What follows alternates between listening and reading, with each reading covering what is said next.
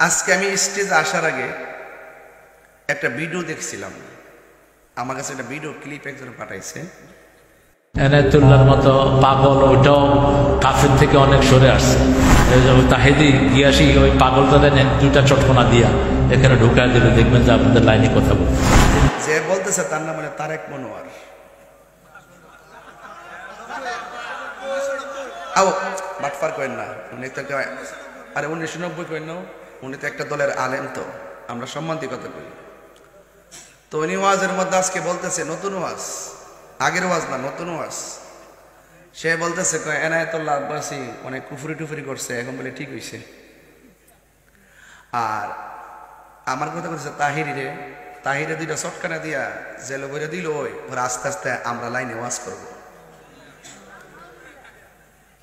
তো কথাটা কি হইছে? তাহলে দেখেন আমাদের বিপরীতে ওরা কত নোংরা ভাষা ইউজ করে। আমরা যখন জবাব দিই তখন তারা অনেক সময় রাগ করে। আমরা সুন্নিরা কখনো কাহারও গায়ে পড়ে ঝগড়া করি না। এরা এই জন্য সুন্নিরা যারা, আপনারা কখনো তাদের কথায় আপনারা কান দিবেন না।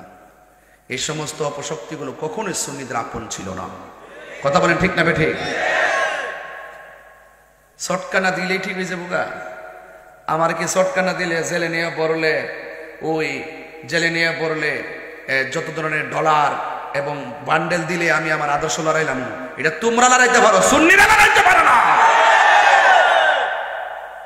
এটা আপনাদের মধ্যে এই চরিত্র আছে, যেদিকে মেঘ সেদিকে ছাতা ধরেন, যেদিকে মেঘ সেদিকে ছাতা ধরেন। বিগত দিনে কেমনে চলছেন আমরা জানি না, কেমনে কেমনে বান্ডেল নিচ্ছে, কেমনে চলছেন আমরা জানি না। এক বছর সুন্নিরা কাহার কাছে বিক্রি হয়েছে না। কথা বলেন ঠিক না বেটি? কিন্তু আমার জীবনে কত মিথ্যাবাদী দেখছি আর কত চাপাবাজ দেখছি। এই আমির হামজা সাহেবের মতন আর তারেক মনোয়ার সাহেবের মতন এত কাঁচা মিথ্যাবাদী আমার জন্মের পর আমি দেখিনি।